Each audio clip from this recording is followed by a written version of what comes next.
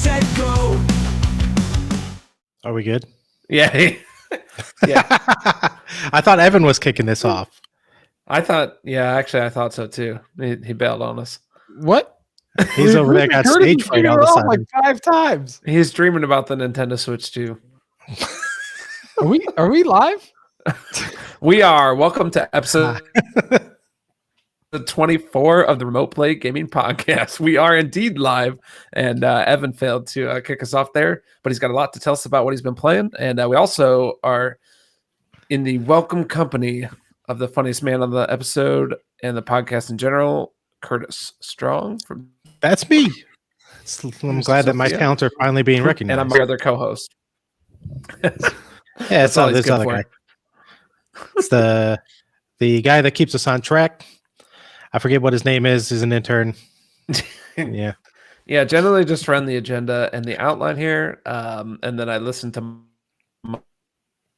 monologues from Evan, and then Curtis injects and says funny stuff. So that's kind of how the show is going to go down. We'll jump through what we've been playing, any other random stuff we want to do, and then just kind of some industry type things we want to dive into. So I have not been playing a lot at all. I've been very busy working and family stuff like that. I know, for shame. You go ahead, ring the bell. I'm trying to think what I've even played at all. I text you guys that I played something. I played a little bit of Marvel Rivals. I hopped on that and did my couple challenges. And then I also played New World with Curtis. Hopped on that a couple times. So that is where I'm at. No other video games of note. And I'll pitch it around to one of you guys. Evan's been oddly quiet, so let's go to him. Great. So, yeah, I played some Super Mario Party with the family, and that was a good time.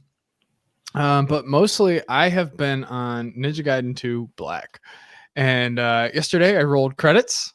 So, oh my god, nice. I beat a game. took me about 13 hours. Wow, man. So I'm pretty sure I told you guys maybe last episode that I can't remember where I stood at that point, but I was just like, I downloaded it. We got the Shadow drop from Xbox, and after that developer direct, and I was like, oh, okay, I'll check this out to see if I'll be interested in checking out Ninja Gaiden 4. But I had no expectation to play more than a couple hours just to see what it was about. And man, I was having so much fun with this game. It's I've had a little bit of been averse to like the Souls-like games or whatever and stuff, and this is not at all a Souls-like game. And I've heard that this was, like the original Ninja Gaiden 2 on the 360 was a pretty hard game. There are 4 difficulties at least on this version. And so I was playing at the default normal difficulty, right? There's one that's a little bit easier, and then there's 2 harder difficulties. So just the default difficulty though. And there are certainly some gripes about this game. There are some things that show its age. You can't change the difficulty after you start it. That's an old school thing. Oh, yeah, okay. yeah. I'm like, oh man. So I'm glad that's what the difficulty I started at. I might have been able to do hard, but one thing that really left me uncertain about that, it was just the changes in the difficulty curve throughout the game. Sometimes I felt like it's just like, okay, I just got to stay close, like on some of the bigger bosses or whatever, because sometimes there's like really big bosses where you're just smashing at their feet or their face or something like that. And then most of the time it's more like, you're fighting something relatively close to your size, or maybe a little bit, at most like 50% bigger than you or something like that. So it's like, it's a little more, direct combat. But are there multi-phase boss fights in that game? It's an older game. There are some multi-phase boss fights. I don't want to get too much. I'm trying to think. You're not going to ruin it for us. You don't have to go full spoiler, but also is there certainly like a weak? Is there like a weak? Are they weak spot bosses? Are they like three hits and done type of deal? Just a big damage sponge, or is it a variety? There's definitely a variety. I would say it's a little bit damage sponge, but like you're facing a bunch of different bosses throughout this game, right? Mm-hmm. There's 17 chapters in this game, and there are more. There's probably 35 to 40 boss fights, right? So you're 30 to 40. I can't remember if you do 2 every level, but this is some levels that you do, or every chapter, but there are some chapters that are even more than 2. So I'm guessing on an average about two bosses per chapter. They're all, there's a lot of, there's quite a bit of variety in there. Right? Some are faster, some that, there's different weapons that they're using. You get like 8-9 weapons throughout the game, maybe more. Can you hot swap them, or are you pretty lucky? Yeah, you can hot swap them. Okay. They've got like 3 tiers of upgrade, 2 tiers of upgrade. So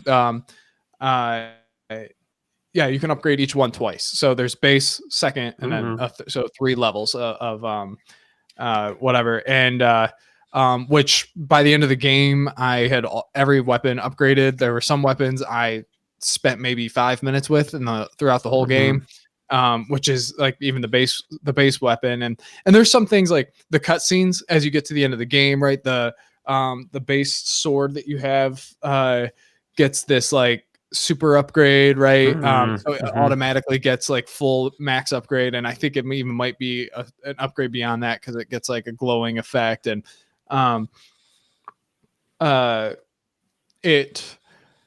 it's what the weapon that's shown in all the cutscenes and stuff. So it's like regardless of what weapons you use, it's like you do always showing that.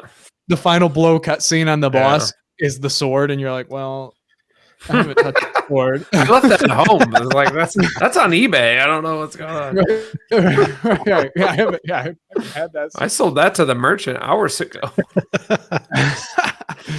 But no, but other than that, like it's, I mean, there's the camera controls. I think I complained about last episode as well.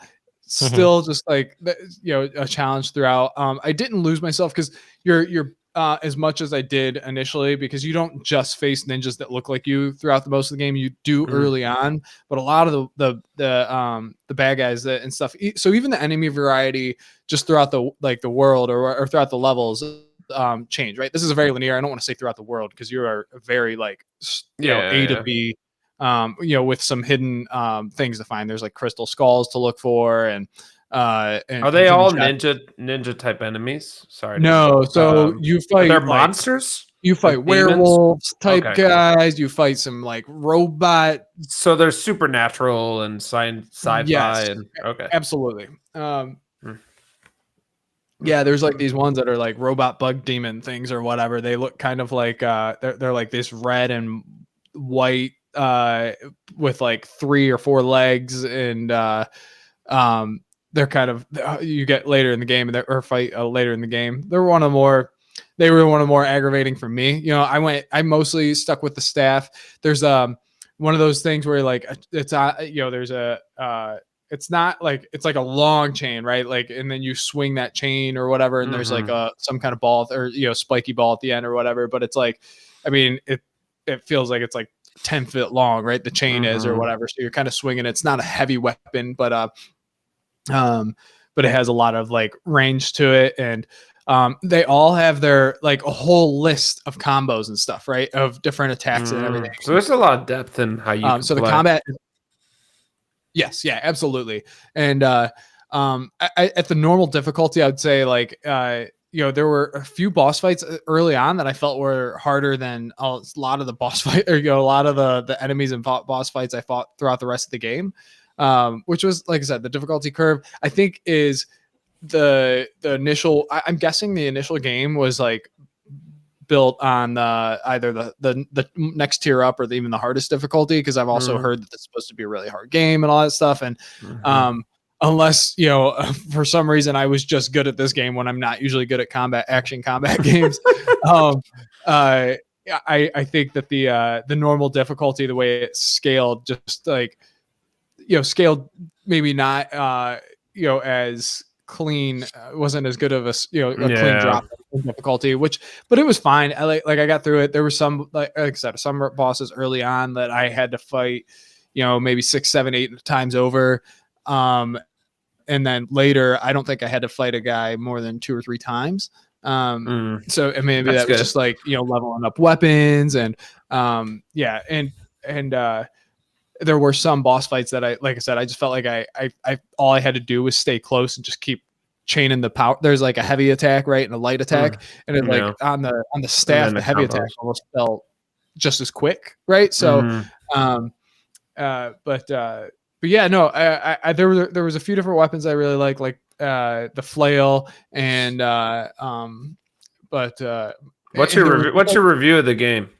I would say about an 8.5. This has been an entire review. No, I was gonna say, that's it, folks. It's 90 minutes. We're gonna head out now. Catch us in part 2 for Curtis's games Hey, played. I found a game that is not my kind of game. No, that and I was just gonna, yeah. I was just gonna say, not in a bad way, but I'm surprised not only that you beat it, but that you liked it enough to keep going. So, what was it about this game, or was it a mentality like you're like, I'm gonna stick this out and see if I get over the hump, or like what happened? Yeah, I think it was that like there wasn't too much. I didn't have to get too invested. I didn't have to like when I sat down to play. Like I just sat down and like I was just hitting buttons. I wasn't like, Yeah, okay, you're beating dudes up, right? It was a nice like you know in the length of the game, right? Like I said, I beat it in 13 hours. So less than like an hour a chapter, and then like those constant checkpoints, right? Like so there's multiple checkpoints through each chapter, like save points, which so it wasn't super punishing, right? Like a Souls game in terms of the save points work very differently than like what Souls likes do, right? So you hit the save points and they're just kind of they're like checkpoints in the chapter. The first time you save there, you get a full heal. And then after that, it's just a save point, right? You just go there to save, but like you have automatic retry on the on any of the bosses or whatever, like where you can either just retry the boss or go back to the last checkpoint. So it's not punishing in the terms sense of like, oh, I have to go all the way back to this, you know, campfire and then fight these 3 guys before I actually get to the boss fight or anything like that. So it's right? it's more forgiving then in that way. Like yeah. And you don't lose any experience or anything. There's not even really any experience to get. There's one currency and you don't lose any of that if you lose to a boss, right? Or at least any notable amount, and you don't have to go like recollect it, you know, go back to that spot to collect it like in a Souls game. Yeah. So this actually leads to a question I wanted to ask during this episode, but I'm going to bring it up anyway because you talked about difficulty and scaling. Granted, you were talking about kind of down, but I was actually going to pose this question to both of you. Maybe I'll do it to Curtis first. Is when you play a game, in terms of power scaling, at the end of the game, do you prefer that the enemies are scaled up and like the game grows with you, or do you prefer to be that overpowered just beast? Oh, that's an interesting question. I think it depends on the game.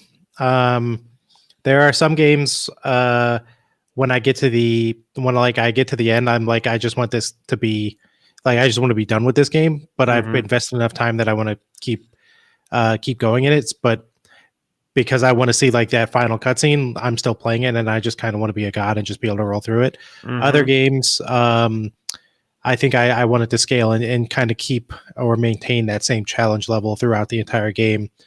So I think it definitely, like, the longer the game ultimately is, the more that I would just like to be able to roll through as I get towards the end. Okay. Evan, your answer? Yeah, so this is actually something I was thinking about as I finish this up, because like, you know, I got through the last chapter. The last couple chapters, there's several boss fights and stuff. So like, you get to the final boss, and I was, you know, I also thought about like some of the Zelda final bosses, right? And Tears of the Kingdom, without spoiling too much, that is probably the hardest boss fight in the game. You know, when you face Ganondorf, and then, you know, Zelda always has like, you face whatever you typically like a Ganondorf, or, you know, in Breath of the Wild it's Calamity Ganon, and then you face like the big Ganon. The real. Yeah.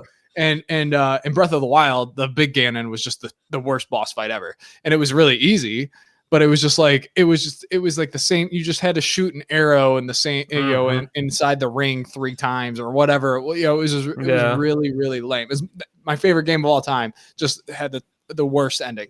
I loved it, after 130 hours of Tears of the Kingdom, that final boss fight was this epic, and it was hard. It was a hard boss fight, and I absolutely loved it. Death's Door was a game that wasn't as long, right? That was a 15-hour game, 16-hour game, but that final boss fight also was the hardest boss fight in the game, easily. And you liked it, and you easily liked the it. hardest. Yeah, I'm glad it was, right, and that was like, because and the way that it was difficult is, okay, make sure you recognize these patterns, and like of this boss, you're kind of, it's a little bit of a memory thing, and then you're you've got the phases, It's right? a little bit of a memory thing, and then he forgets. He's like, And then there's like 3 phases, and he doesn't like transform, but he's just kind of like, all right, you've gotten through this to this point of their health, and that's really like Ninja Gaiden has a phased approach there in the final boss fight, and that makes it feel epic, right? That's a good way to make it feel epic without like just like getting harder and harder and harder, in terms of like, oh my gosh, this just feels unfair. Like I will say, like in Ninja Gaiden, like I said, all the phases that you go through to beat that final boss made it feel like this grand final combat, right? This grand finale to the game, with because it escalates, like it just goes up at the end there, at the last couple chapters. Like you're like, oh, this isn't like, I thought this is what without spoiling it, trying to spoil too much, I thought this was what I was fighting for, and then it goes to this, and then it goes to this. And it just kind of, it's almost like that. I mean, it's a Japanese game, right? And Japanese, like, anime, I feel like it's a very Japanese culture type of thing, is to just like blow the top off of like finales, right? And just like and make that like more insane, everything just more insane.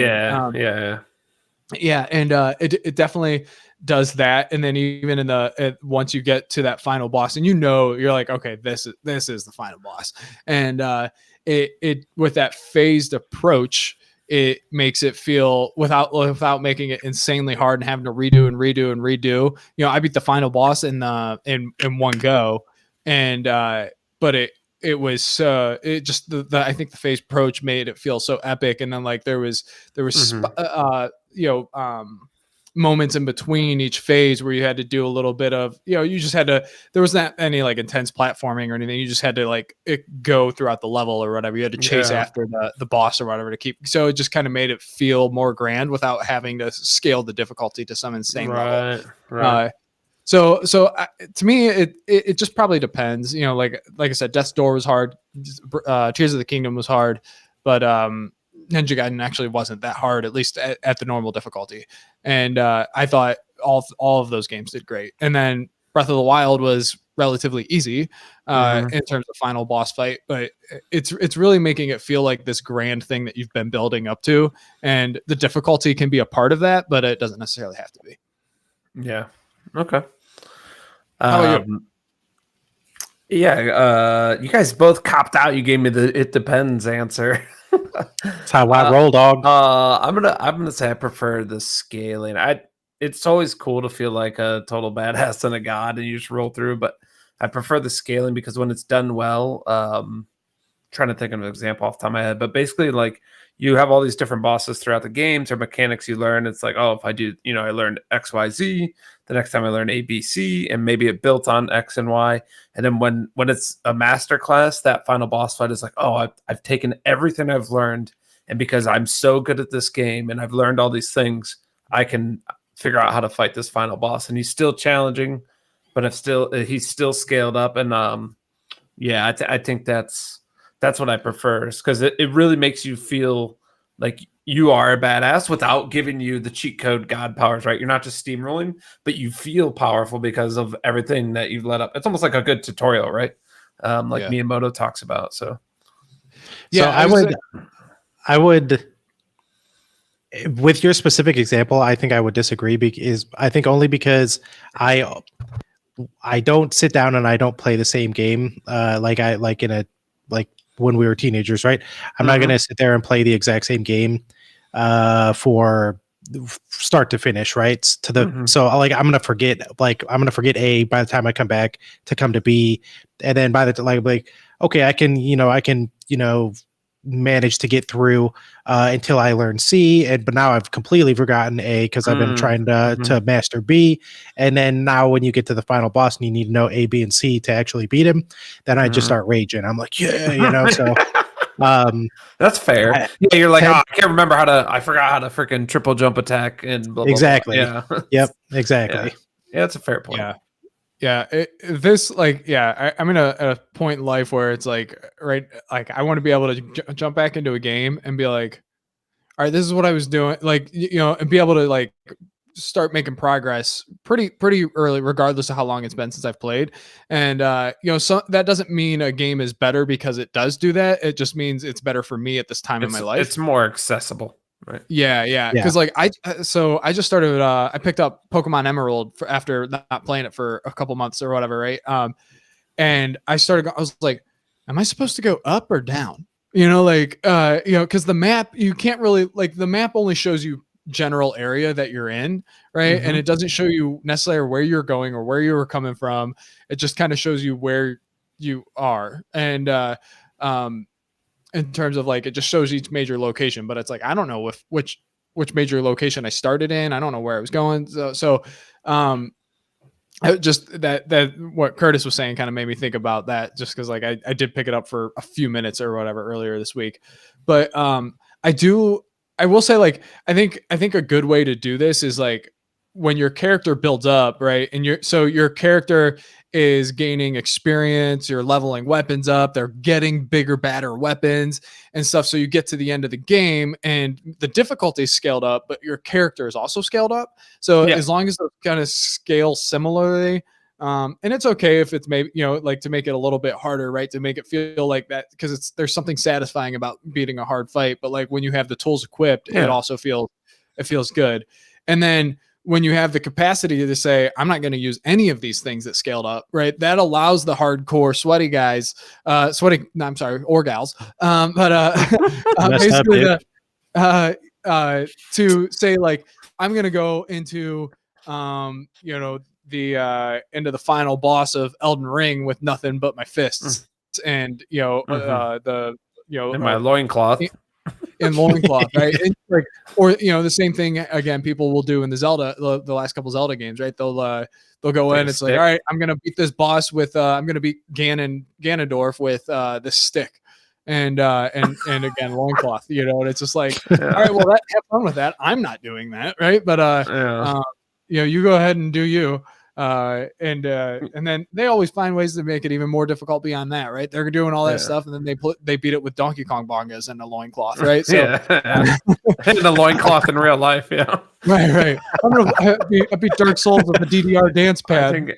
We should, like, if we raise enough money, Curtis should have to play New World Donkey Kong bongas in a loincloth on stream. Curtis is in the loincloth, right? Yes, that's what I mean. Yeah.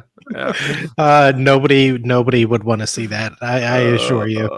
They would pay to not see it, though. So if we broadcast that's very true. Everywhere, they would pay to not see it. True. That's fair. I asked that because I read a Reddit comment, and I can't even remember what game it was about, but somebody was complaining that they had done all this work in the game and all the enemies scaled with them, and he's like, man, I wanted to feel like I was a badass, and like all these guys scaled with me. I was so annoyed. I hate this game. And I'm like, oh, that's interesting, because I like when it scales with you. Like, obviously you want to feel like you got a little bit of an edge or you can overcome it, but I also don't want the game to be so easy I'm sleepwalking through it. Sure. But anyway, this is all around about 25-minute way to say, Curtis, what have you been? All right. So just to recap thus far, we screwed up the intro. Mark told us what he played in about 90 seconds. 22 minutes later, I suppose, we've gotten to past the next step in the circle here. So what I have played has actually very similar to Mark. Not a ton of stuff. I've only played New World this week, and I've probably only played, I think, twice this week. So it's been a pretty slow. Well, I guess the episode was 2 weeks ago. Regardless, the only thing that I have played since then has been New World. Oh, and this other new game I got on my iPad. It's called like Baltro or something like that. Kind of interesting. I mean, I beat it after like my third or fourth try. Everybody said like this was like, just the greatest, the goat roguelike.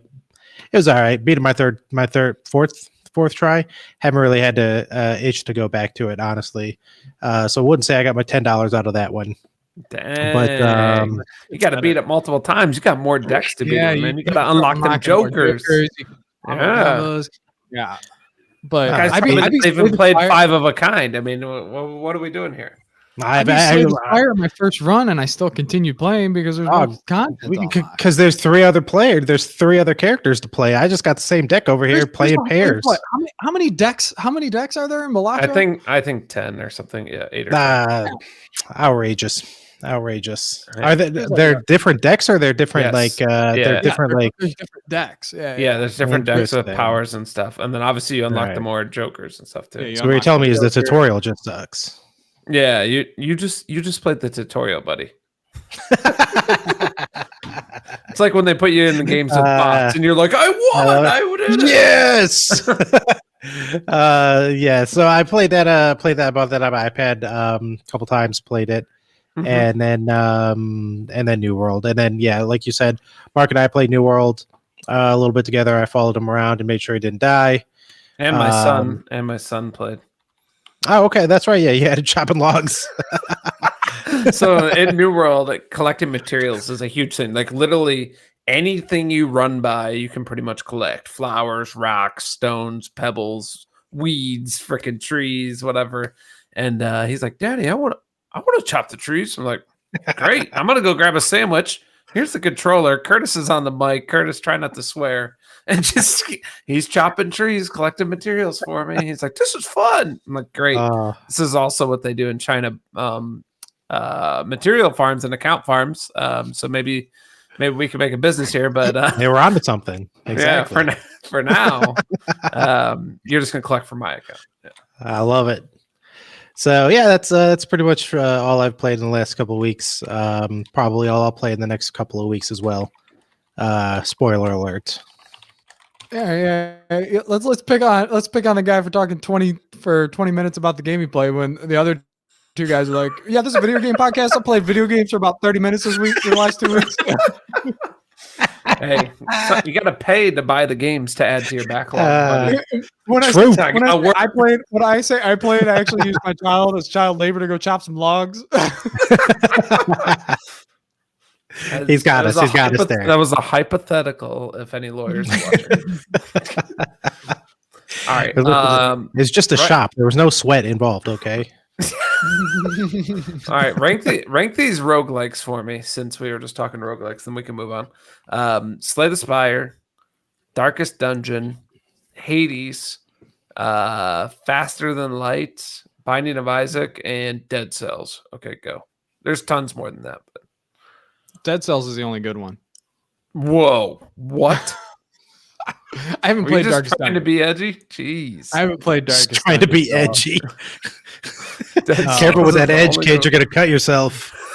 No, I thought Slay the Spire was okay. I've heard people put hundreds of hours in that game. People are going to quit the podcast. Most people that are in podcast Discord. I thought it was just fine. I enjoyed it for a little bit. I did get like 15 hours out of it. But man, Dead Cells is the only one that I'm like, man, I could play this game over and over for years, right? Like, and I don't think I'm gonna play any of these roguelike games for more than 10, 15 hours in a stretch. If Vampire Survivors is considered a roguelite, then that's the exception. Or something like a Dome Keeper, because I did like those just feel like a different. I don't know if those are roguelikes. I don't know. Probably roguelite. We had 5 to pick from, and you've already added 2 more to it. Yeah. Okay. So where did Binding of Isaac? Garbage game. What about Faster Than Light and Hades? Hades is solid.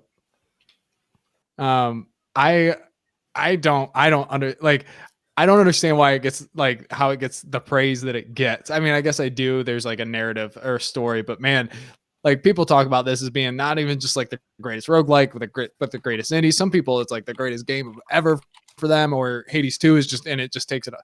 Man, I tried so hard. I'm like to figure out what people love so much about Hades, and I'm like, it's solid. It's a decent video game.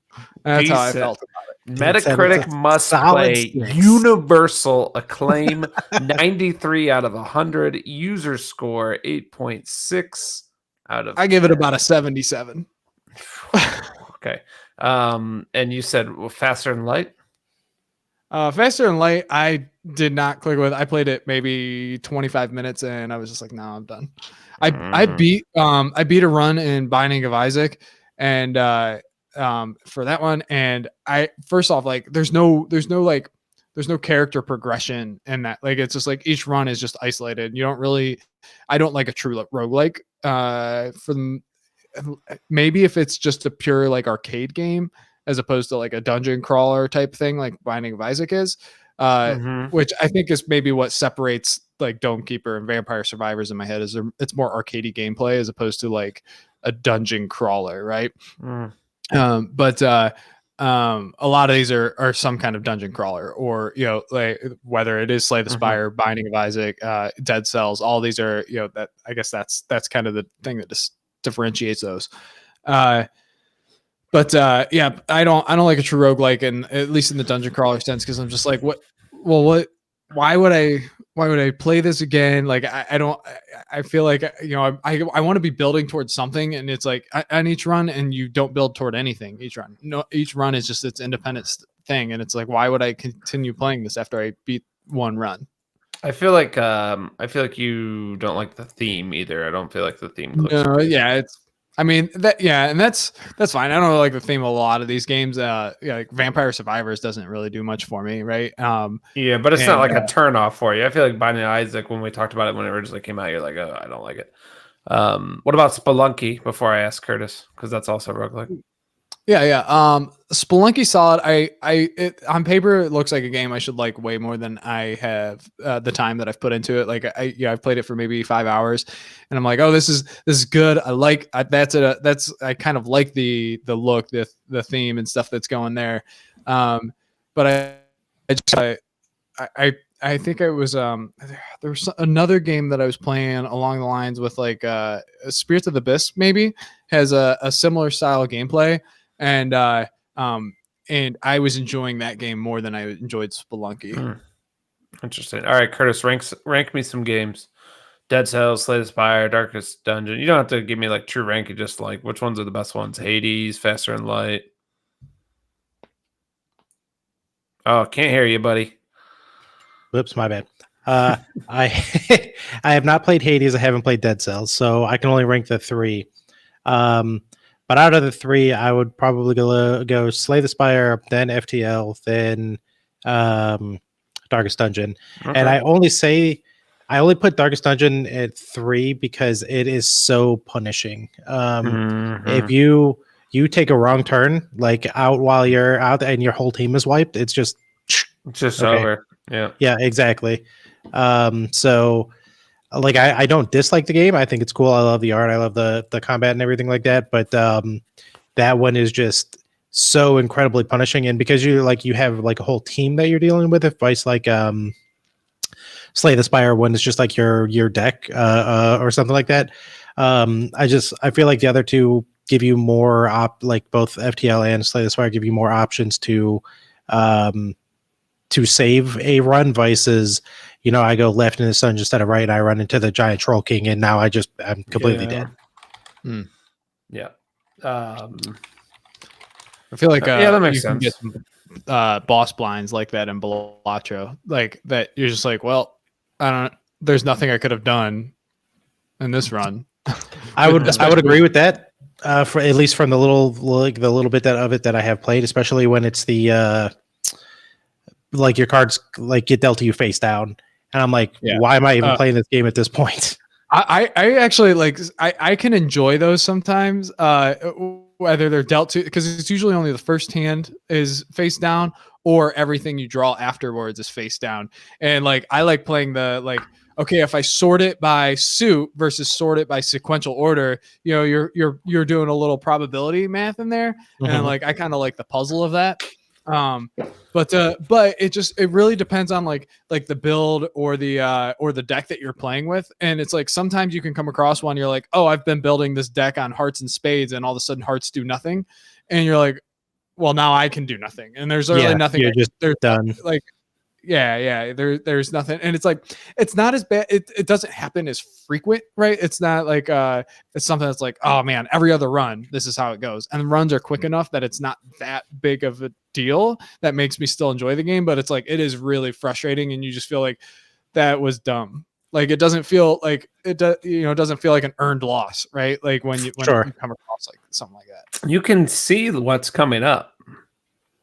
You can see what's coming up on the track, and you have opportunities to change suit of cards. Only not in two matches. Yeah. Yes, you got to take celestial cards, dude. You guys are whack. You guys are not Balacho pros. Get out of here. No, I think planets. Get the riffraff out of here. Celestials are planets, right? Yeah. So it's all about straights. Got to get that. Was it Jupiter? I didn't mean not the planets. Celestial is in. I don't know if that's the right term for them. Now I'm the riffraff. You know the things that give you the special powers that'll allow you to like change the suit of your cards. Change one card to all the same. Yes. Yeah, but it's only like, oh, change 2 of your cards out of the ones that we've dealt you to, you know, a different suit, and it's just like you only have two. You only have 2 rounds to do that at that point. That's even assuming that those cards, like those packs, pop up in the rewards thing at the end, and that you have the money to buy them. You guys, what is Subset Games working on? So they did Faster Than Light and Into the Breach, which I didn't mention, for roguelike, which is an amazing game. Those guys, I don't see them working on anything. They probably just took their millions and retired, bro. Call it good. When I start typing Subset Games and put next game, or when I put Subset Games, the first thing is next game. That's like the pre-filled Google thing. Gotcha. Okay.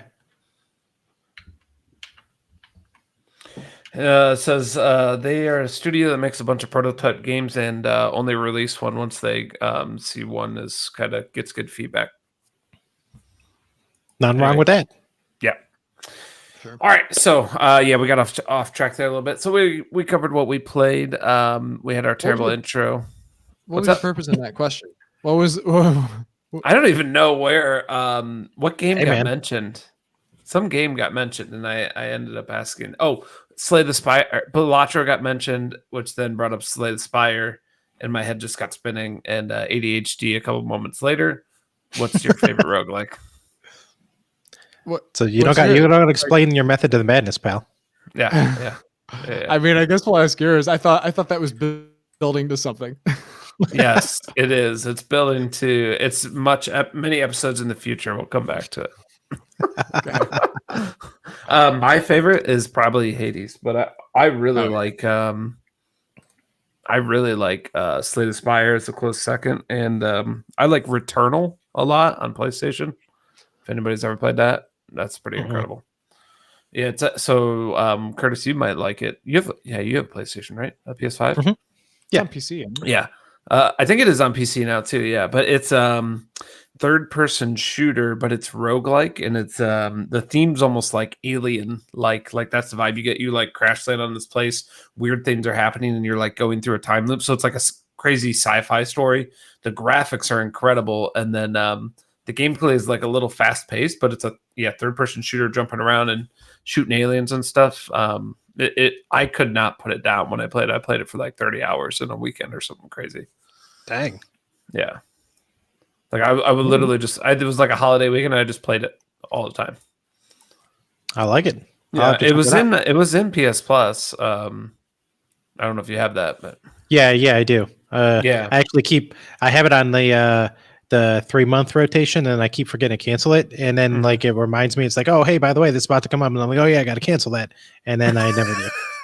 Got him, and it got him on the not cheap price. Dang. I know, right? Did you guys see that dude that bought like 80 years worth or something? There was an article about him like a couple of months ago. He bought like basically until like 2080 something or some shit like that. That's I can't even believe that. Well, I'm not entirely surprised they allow that, but like Xbox kept you out at like what, like 3 years or something like that, right? Like, Yeah. How do they just like let you just go I know, ham yeah. for 80 years? And who does that? Yeah, seriously. Well, guy's homeboy's like, he's like, I know inflation's coming, dude. I'm getting ahead of that. He's ready Man, for the PS20. Tomorrow ain't even guaranteed, you know? Yeah. Oh my, Oh yeah. that's crazy. Yeah. 80 years. So anyway, other things going on right now. We got the Nintendo Switch 2 coming up. I did not get picked for the raffle to go to one of the Switch 2 events, unfortunately. Did you sign up, Evan, or no? No. Oh, okay, so you did I'll be not on get picked as well. I'll be on vacation. Yeah, I did not get picked. Correct. Yeah. Curtis, though, did. Right? Yeah, I I put my think- name in the hat. I thought as a complete critics and cynic that they were going to try to win me over. Didn't get picked. Dang. So we have a direct coming up on April. Give me the date, Evan. I know you know it. Second. Great. Okay, so just under 2 months away. We'll expect to see probably games, features, that type of stuff there. Big news in this week is just the several things, but the main thing is the patents that came up, and we saw. I think Evan might share them here if he's got screenshots. But basically, around the mouse functionality, it's nothing groundbreaking, but it does confirm like what they're doing. And patents are pretty widespread and broad things that cover a lot. So sometimes don't believe what's in there is going to translate directly to a use case because they're in there double mousing in the pictures. But there is some other interesting stuff. If Evan can pull that up. Patents unlocked. I'm trying to find which tab. There it is. Okay. And Curtis, are you intrigued at all by the mouse Joy-Con? Like using it for RTS or using it for a shooter? No. Oh, Yeah, so that's what I was gonna ask don't start with the crazy one. Oh man, you ruined it, bro. This is I'm what talking about the mouse, and I was literally This is- like this is what- avoiding saying this. Yes.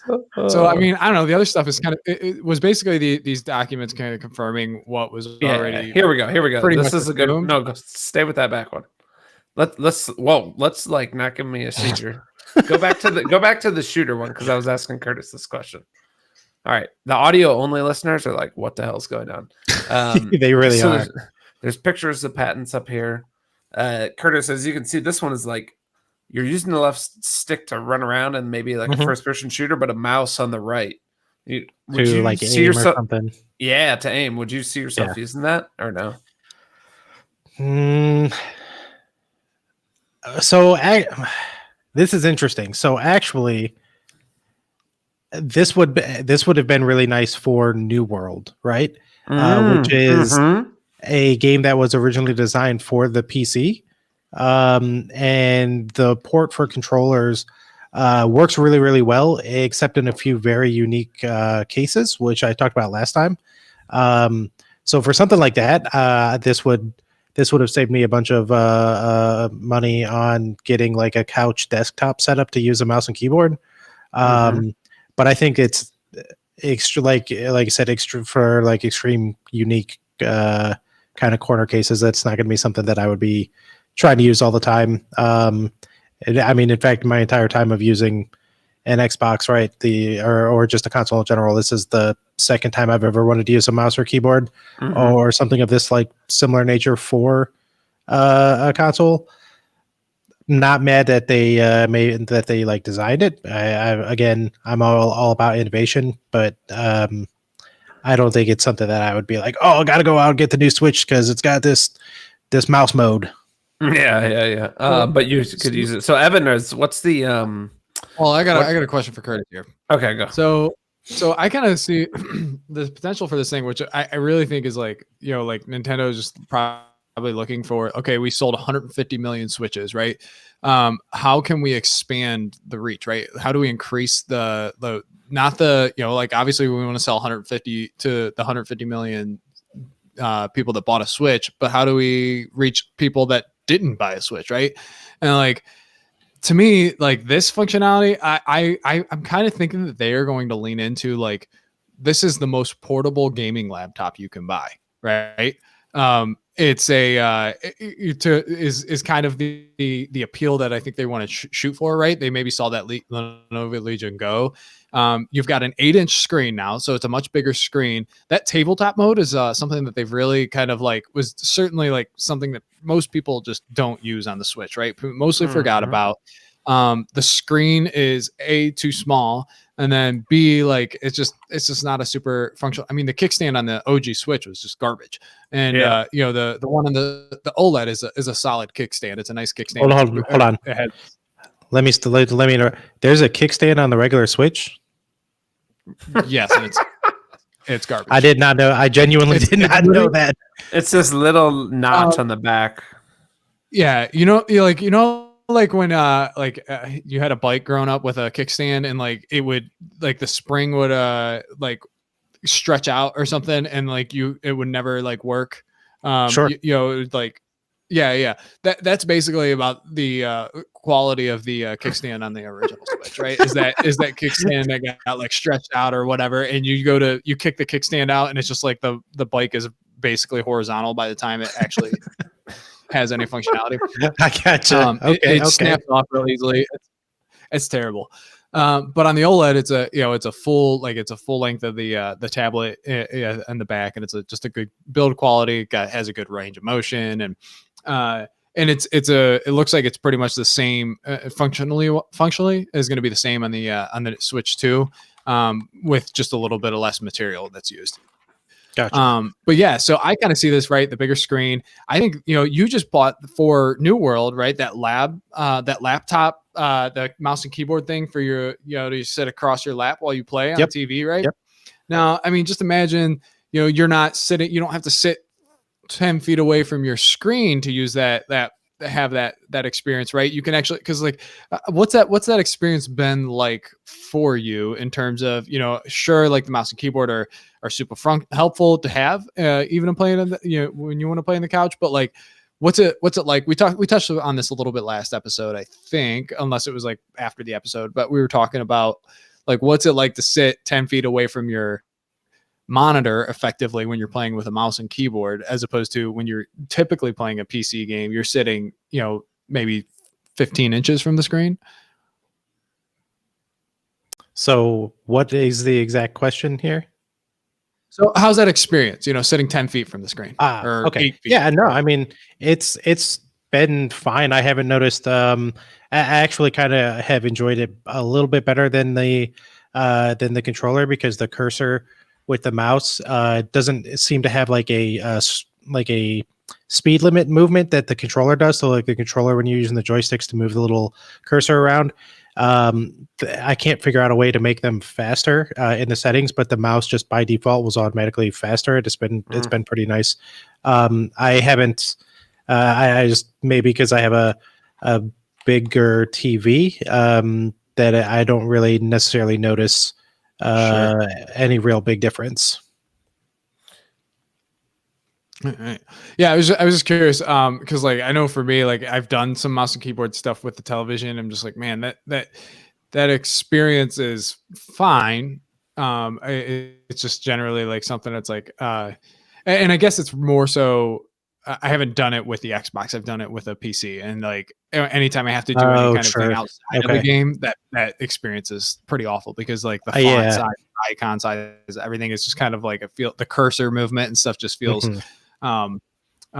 just like it's meant for me to be a foot from this. I was kind of curious, I think you have a gaming laptop, right, as well. I don't know how much you use it now, but you use airplanes and stuff, right? So I was just curious, like big user of planes, man.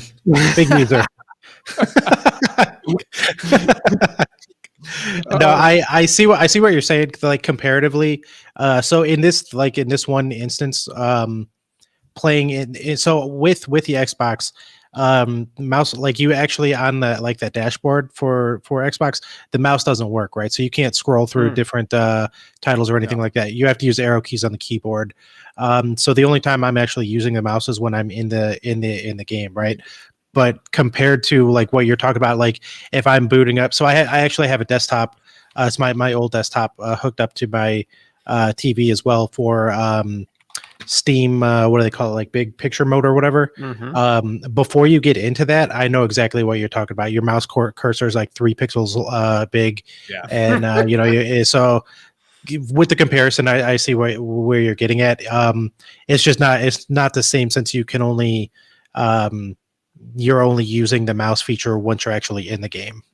At least in this particular, super niche instance that I have. Sure. Yeah, I was just curious, like if this is for somebody who hasn't really had much of appeal to their OG Switch, and somebody that you like strategy games and you like a lot of mouse and keyboard games, right? MMOs and stuff like that. Could you see this being something that's like, oh, this is a hyper portable way for me to play mouse and keyboard games? And Sure.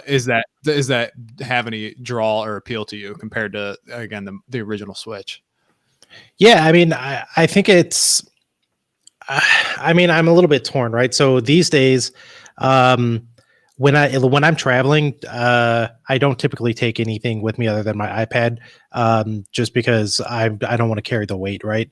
Whether it's in my backpack or my luggage, is just ends up becoming cumbersome, and so now I just like to take my iPad, and whatever I can get on my iPad, I'll play on my iPad. I mean, obviously the Switch is relatively small, so that could be an easy transition. But realistically, at least for me personally, when I'm playing games anymore, I want to be on the couch, right? Which is like I sit at a desk all day for work. It just gets tiring. Being at a desk all day to come and do my hobby as well, right? Actually all of my hobbies involve sitting at a desk. So get you some new hobbies, homies. Yeah, I know, right?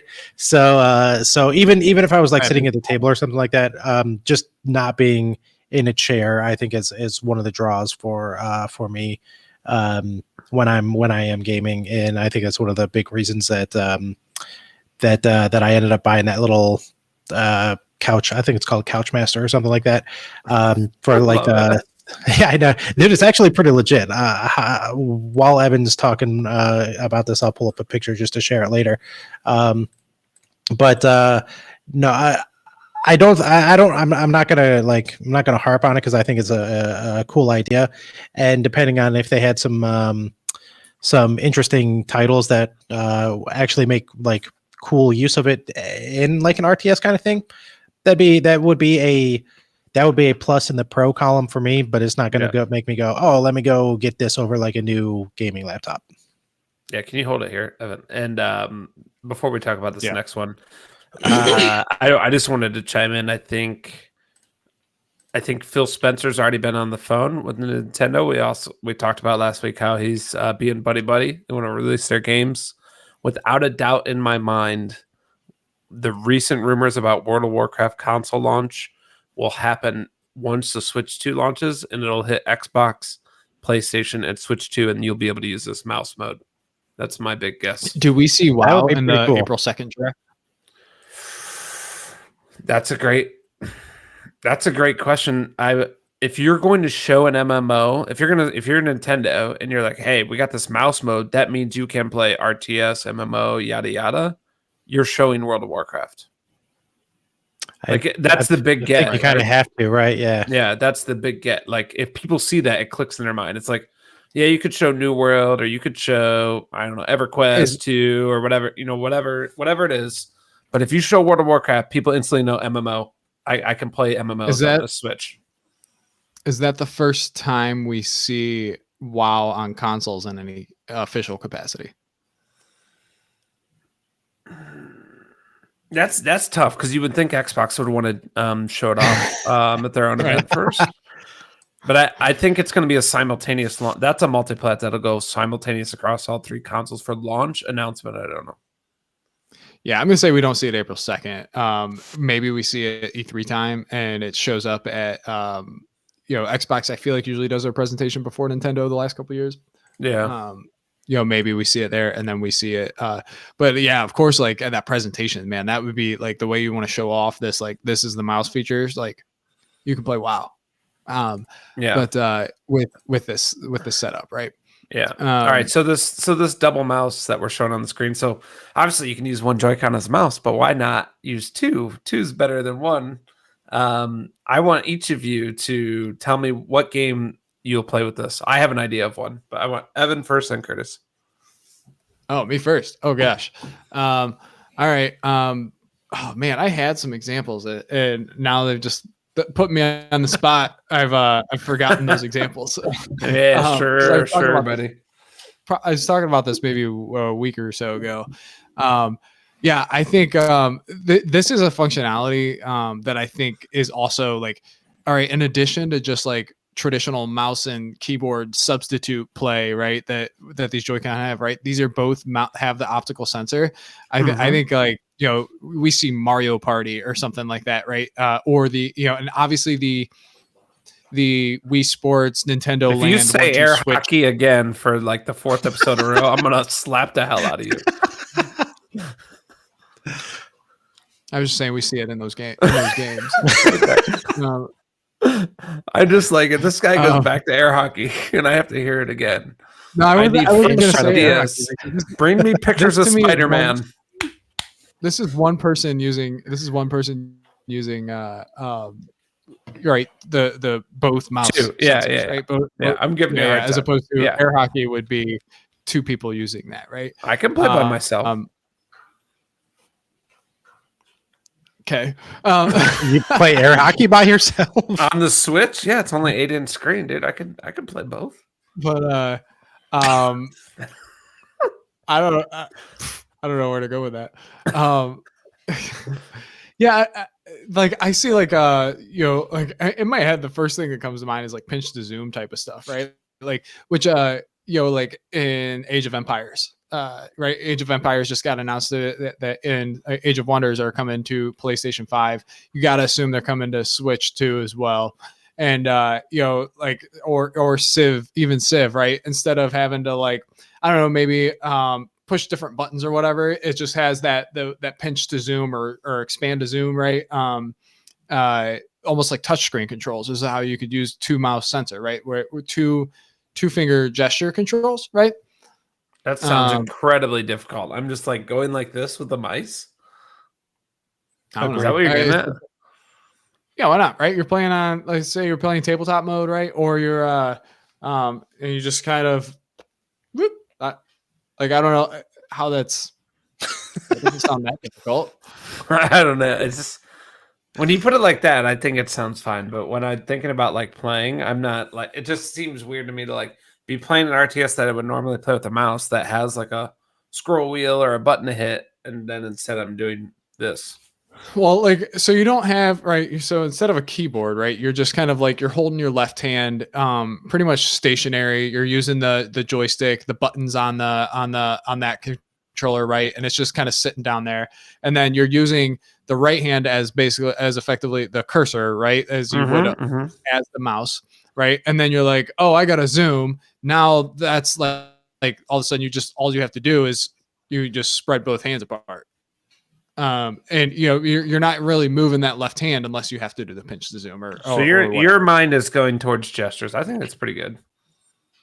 I don't know that I would personally use that, but I think that's pretty good. You think about the gestures and things you could start doing with the two optical sensors. I don't know how much this is going to get used anyway, right? Like, yeah, this is going to be this. So you're two mouse, single player 2 mouse support is going to be the IR camera of this generation, right? I don't know. We'll see. All right, Curtis, what's your idea? I genuinely don't have any idea. I cannot think of a single game in which that I would want to play with two mice. Okay, so here's my idea since Curtis bailed. So you got these two controllers, right? We pulled it back up on screen. What about a mech game? What about like a MechWarrior, an Armored Core, and each of those mice control either the arms, like your guns. You can move with the joystick. You could also move them as walking, but I think that would be more cumbersome. But you could, you could kind of control your mech and have that experience where you can control and point at different things and shoot, even if it's on rails. I could see them doing that type of game. I could see. I would hate it immediately because I'm not coordinated enough to do that. Yeah. But aim at 2 things at once. yeah, that's the. I don't know. I could see, like, I know where you're getting at, and like Mech Warrior was the first thing that I thought of, but then I was like, no, I don't want to put that into the ether because I don't want him to do it because I would hate it. So, yeah, I don't know. I could see your use case for sure, being able to like independently, like move or rotate like the torso on the mech or something like that, but that was the only thing that even came to my mind when I was trying to come up with like what I would like envision or like to use that for. Interesting. Yeah. What about a puzzle game? Maybe not at simultaneous, but maybe it is. Ooh, what about Surgeon Simulator, Cooking Simulator? Oh, okay. Cooking Mama. Yeah, like Operation was the game that came to my mind, but that's the same thing, right? Cooking Simulator. But yeah, I was just gonna say some kind of simulators where you use, but it's like you could also do that with just motion controls, right? Yeah, that's a good point. Yeah. Like, why do you need mouse support for that? Right. True. Yeah. I will say before we cut over to the next patent picture, the one that Evan already spoiled for everybody, he gave the finale right up front. I think Curtis, I think you've got a business that Nintendo will probably sue you for if you start 3D printing shells that go on this. I wouldn't be surprised if Nintendo has an accessory that goes on top of this to make it a bigger mouse, right? Yeah. Make it more comfortable in the hand for folks that don't have tiny hands. Because really, all it has to do is slide over that. Yeah. Yeah, exactly. With those two, yeah. Yep. Yeah. All right. Go to the interesting one, Evan, if you don't mind. Yeah, that was the only one I really even cared to talk about. Hey. All right. This guy. All right. You read. You can read this, right? You can read the Japanese in there. Let us know. Easy. That's what you've been doing on Duo, right? That is You've been learning Japanese on Duolingo. I'm 200 days in, 199. Oh, nice. Yeah, so we've got here basically what looks like, just a caveman drawing of a Pro controller. The hieroglyphics of a Pro controller. Agree. I completely agree with that statement. But it's air gapped in the middle, right? Like there's no middle to the controller. It's like if you took a Pro controller and snapped it in half.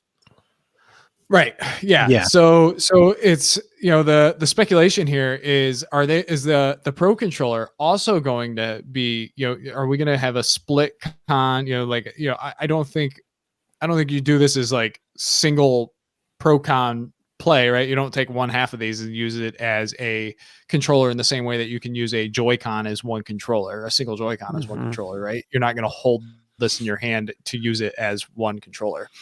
But as we'll see in the next image here, maybe this uses as a mouse functionality. And now you have that dual mouse support or whatever, but just the optical sensor there is where it splits off, from separate from the controller. And now your Pro controller also has that mouse functionality built in, right? You kind of lose some of in the Pro controller and the Switch, you lose your IR sensor, right? You lose some of the functionality that you have from the Joy-Con, but this kind of keeps it, right? In the Pro controller, the big gimmick that's built into the Joy-Con is now also built into your Pro controller. I also the mouse thing looks cool and all, but honestly, I think the Joy-Con mouse looks more comfortable to hold than this does. This is so I'm literally like trying to mimic this whole this is uncomfortable as hell. I'm gonna pull you back up on screen. Hold on. You've got the big old claw Yeah. coming up on top, and it's like I don't want to hold a controller like that. Like, the Joy-Con is no. like this. Miserable experience. So Yeah, I mean, maybe they build it in a way that's comfortable, but I'm like, I don't want you to build a pro controller in a way that makes the mouse feel comfortable. I want you to build a pro controller in the way that playing it, holding the controller while I play a video game feels comfortable.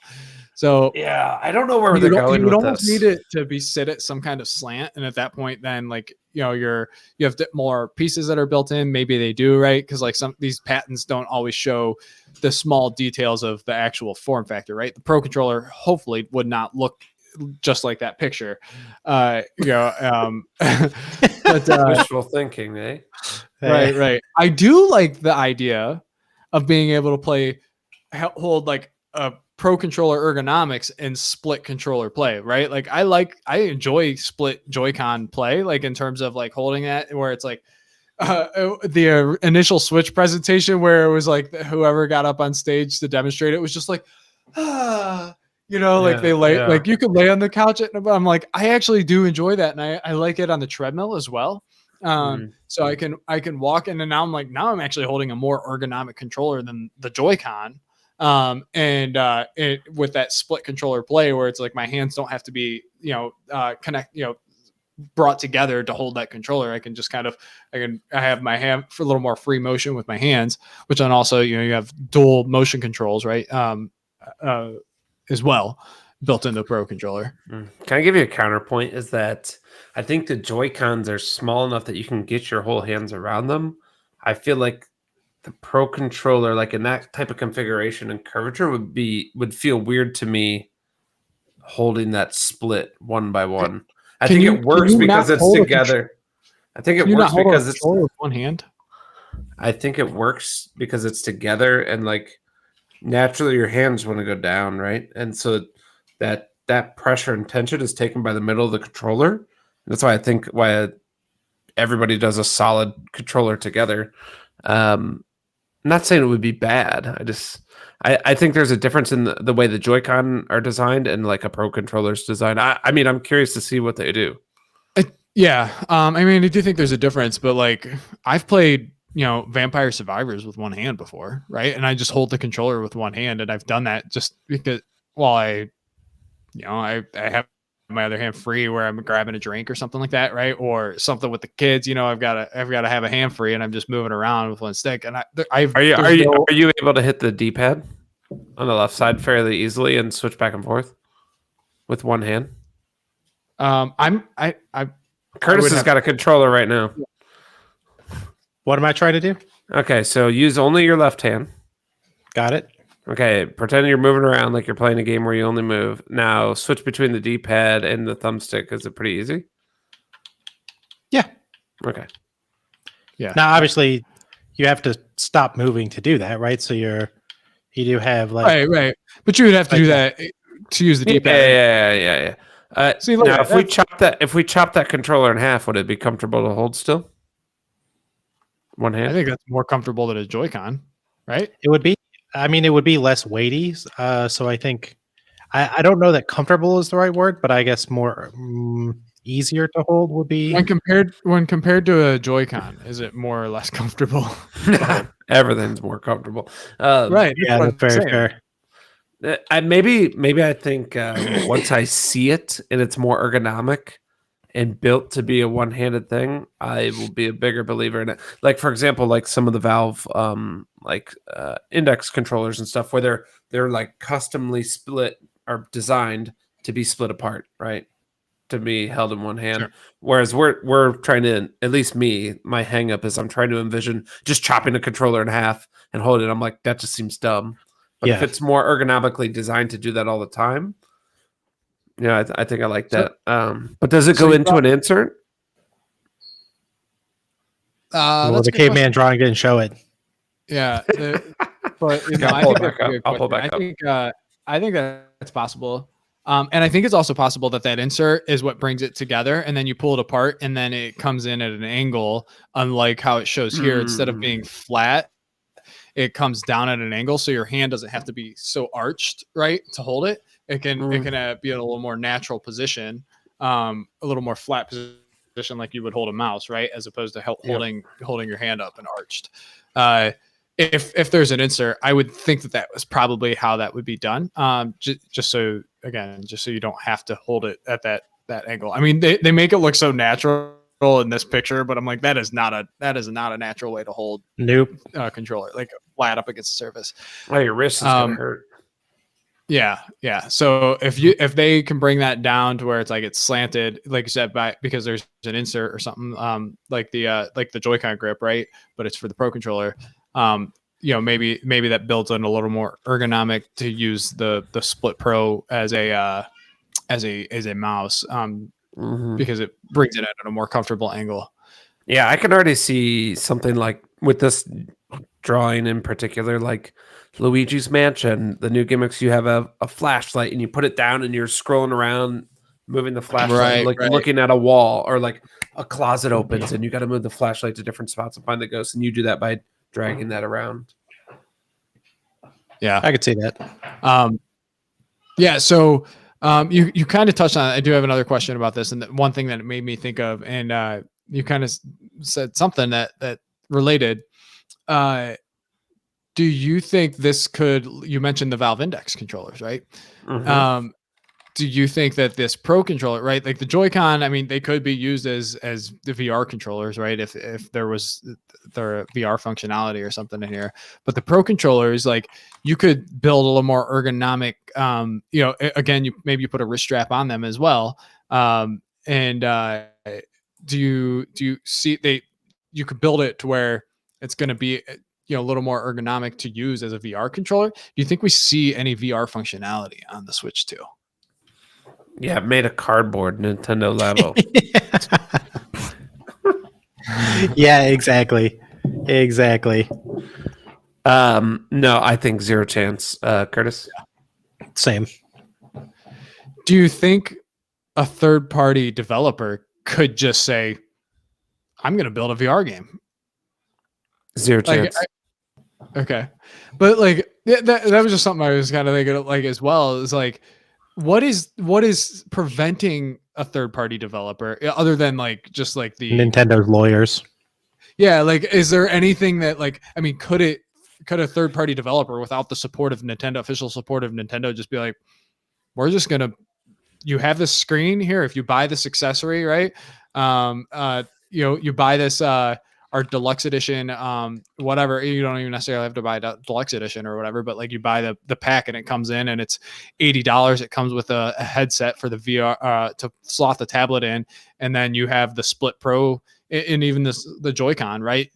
Boom! All of a sudden, it's a VR headset, and it's like, whether Nintendo supports it or not, right? I mean, other than allowing it on their platform. I think it is an oversimplification of how VR works. You can't just slap a screen in front of you. Yeah. Like the resolution, like per eye matters, the refresh rate, potentially the curvature of the screen. So I think it's more complicated than that. But we did get that on the Switch, right? Officially supported by Nintendo, but nobody else did, right? But like, we did get VR on the Switch. I mean, I could strap this monitor in front of me to my face with some Velcro and say it's VR. Like, that's essentially what happened. I was a first party feature, right? So, I mean, I guess, like, I'll just freaking put this right here and put a hat on, and you can call it VR, I guess. I mean, yeah, that's what Google did, right? Yeah. And I would say no. I don't think in any world does that happen. It's too big of a risk for a company to do. Yeah, I would have to be. I would assume if it's a smaller company, it would have to be in partnership with Nintendo, where they pay to publish it or whatever it is. And if it's otherwise, it would have to be a really large company that's willing to take the risk, and I don't think they are. Yeah, VR feels like I don't know. It's in a weird limbo state. I don't know that it's going to keep going or growing from where it is, or do we come back to it in 10 years when the technology changes? To me, it feels like it's something that in like 5 to 8 years, Nintendo will be like, "Oh, we're going to do VR now." Once everybody has quit. Yeah, right. I would wholeheartedly agree with that. Way, and all of a sudden it becomes. Then everybody starts doing it. like Yeah. handheld PCs. Right. Yeah. Entirely possible. So, yeah, I don't know.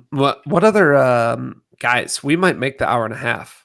Try not to dig up another 40-minute conversation, but what else do we want to cover with our time left today? I can get to bed on time. I was going to start wearing my jammies. Honestly, I was going to wear my pajamas to the show. So, well, you don't have to show this. I was just kind of skimming through the other pictures. Yeah, no worries. My question was going to be, what announcement do we see? So we saw Forza Horizon, right? One of the core 3 IP from Xbox that has been tied to Xbox for ever. You've got Halo, Gears, and Forza have been the Xbox franchises. Now Forza has been announced for the PlayStation 5, as well as Age of Empires 2 and Age of Wonders, as we mentioned earlier. But Forza is kind of a big one, right? I mean, like I said, that's one of the pillars of Xbox. Phil's obviously talked about no red lines. He keeps saying no red lines, and people still there's still people out there getting shocked anytime they announce something, right? But I don't know who you're talking about. Oh, you're pointing at those hairy cows in Curtis's background. It's a Hattacoos. But so I mean, so are there any thoughts, A, on Forza, and B, what's next? Is it Halo or is it Gears? You're on mute, maybe? No, I mean, I am on I don't mute. know. Curtis can go first. I mean, I don't particularly. I'm not a driving or / racing gamer. I don't even like driving a real car, let alone, spending my free time to do it on my couch. So, I mean, cross it over. That's fine. Get other people to play.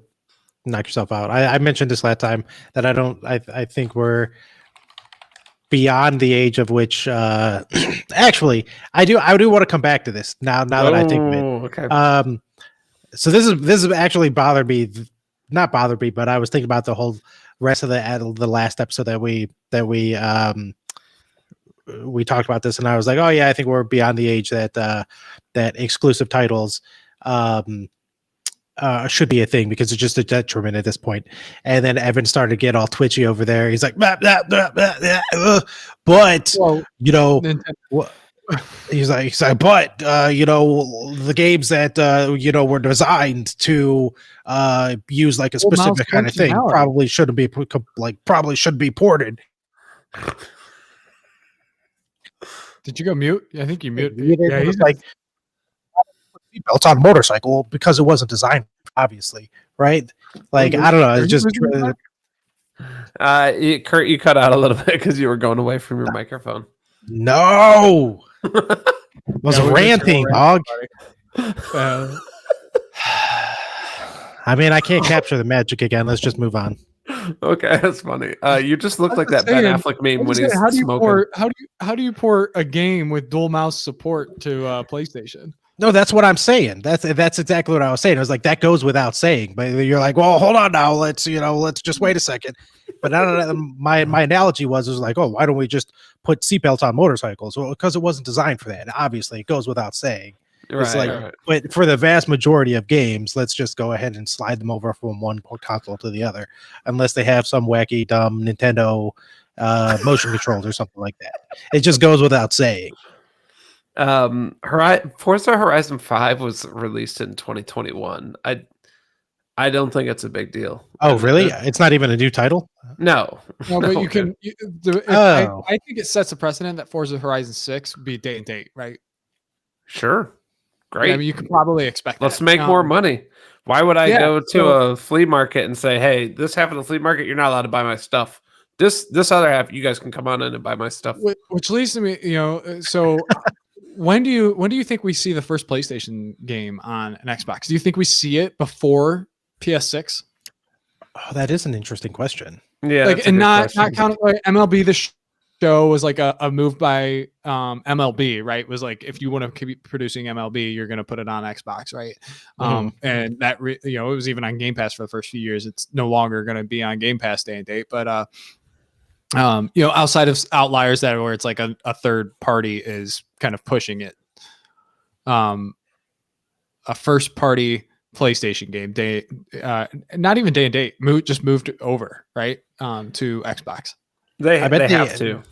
Go ahead. Yeah, they're gonna. I think they're gonna wait and see how it does for Microsoft. They're gonna let Microsoft take the gamble, take the risk, and then be like, oh, they're actually making money on this. We should unlock the vault, man. Let's start moving stuff over. But I don't think they're gonna do it before or is like in tandem. They're already seeing this on Steam. I mean, on PC, they're seeing great numbers on most of their games. You're seeing, you're seeing some of these outliers. Like I said, MLB The Show. You're seeing Lego Horizon coming to Switch, right? And again, these are some of those exceptions. Like I was saying, like not including those, and those are the ones because it's like, there's a third party involved, but it's like, but it is still Sony saying, if that's what we have to do, we'll do it, right? So there is, where it's like, you're not going to get that on Nintendo currently, right? They won't even put Mario in Fortnite because they don't want Mario to show up on any other system. But or Samus, I think was the one that I think was in the talks. But so my kind of leading into to that, do you think? First off, do you think we see Xbox Series X get a PlayStation first party PlayStation game? Series X, maybe not. So you don't think when this next hard? Well, it depends because we know Xbox is. We don't know, but the rumors that they're thinking of kicking off the next generation much sooner than Sony is. So generation's a little sure. Yeah, ambiguous, I guess. Yeah. Yeah, go ahead. I was gonna say, like, I'm just kind of curious when we think this happens. One thing I think about is like with Forza, right? Like, for a long time, it's been like, okay, Xbox is Forza, PlayStation has Gran Turismo, right? And it's just like, well, now it's like, PlayStation has Gran Turismo and Forza. Well, yeah, but like PlayStation is first party Gran Turismo. Is Forza now competing with Gran Turismo? And even though PlayStation gets 30% of those sales for Forza on PlayStation, does it take away sales from Gran Turismo that they get 100% of? Sure. Yes. And does it now it increases the marketability of Forza because it has a larger reach than just PlayStation or just Xbox? It's probably going to come to Switch too. So let's say Helldivers 3 comes to PC and PS6 day and date in 4 or 5 years, right? What if Halo Divers comes out at the same time on PlayStation 6, Xbox Series 2X, Switch 2, and PC? It's game over. I mean, what's more notable? Just play the soundtrack now. What's a more notable franchise, right? You come off the success from Helldivers, right? The Helldivers 2. Like it was great. I mean, a great studio and everything and stuff, but then their game is limited to only those players on PlayStation and PC. And now you've reached 100 million Switch 2 players and with Halo Divers, and then also your 10 million Xbox Series 2 owners, plus your 30 million Xbox Series X players, because everything's going to be probably cross-gen for 10 years on that. You're so generations are blurred in lines. So it's not like you're only going to be releasing it on the next gen consoles. It's just like your Helldivers 3 is dead the moment that Halo Divers comes out. Or if Halo Divers comes out before Helldivers 3, it's dead on arrival, right? Like, who's way, baby. Ladies and gentlemen, it's only taken 24 episodes and it's finally clicked for our buddy Evan. He's getting it. He understands. It's through his head. This is our new segment. I'm going to call it 2 steps forward, 1 step back. These are the exact things I was going to say to you. This episode is that Xbox has stepped out of that lane that they were playing, as we've talked about before. They've stepped out of that lane, and Sony is stuck in that lane. They've already lost by not getting a lane. Assuming Xbox doesn't die on the vine with what they're doing, they've already lost to the exact points you made. So they bring Forza Horizon over. Not only does Xbox get more market, they get more money made, even if some of it goes to Sony. Think about the failures of projects and studio shuttering and money lost that Sony's had on their own with no direct competition. And now you're talking about bringing Forza, which is generally seen as much better than Gran Turismo, unless you're a Sony pony. And now it's on Sony's own system, and they're sinking money into making Gran Turismo. And again, competition's great, but you're sinking that money just to see it come out, and the sales are half to what you expected because Forza's on your console. That's big time. Yeah. That is big time. Right? That's like going That's like going into North Korea with a rice cooker and they only had a pot of boiling water. And now all the Sony guys realize, whoa, I could have this. I could have Halo Divers. I could have Forza Horizon. I didn't know that. I just had Gran Turismo and Helldivers. And now they're opting for that. So, and then Sony's dead in the water because they have not stepped out of that lane. Yeah. Making solid points. So, Sure. Sony can take that 30% they get from those Forza sales and make invest that in Gran Turismo, but again, or some other game. But it's just like, if the Gran Turismo comes out, do you really want to put that much more money and investment in Gran Turismo because it's now going to sell 30% less? And then what does Sony or Xbox get to do? Right now they sell, like, Sea of Thieves came out and it hit the top of the charts on PlayStation Store, right? So they get 70% of that, right? And so what do they get to do with that money? They get to come out and they get to make Halo Divers, right? They're going to take, so it's interesting because like in the ABK court filings and stuff or whatever, it was there was Phil Spencer talking about how like Sony takes the money that they get from Call of Duty or whatever, and then they use that to money hat third-party exclusives and their own exclusives from Xbox's platform, and then people have been using that. Gating. Yep. Right. And so people have been using that again, to call out Xbox, saying you're just feeding that fire, right?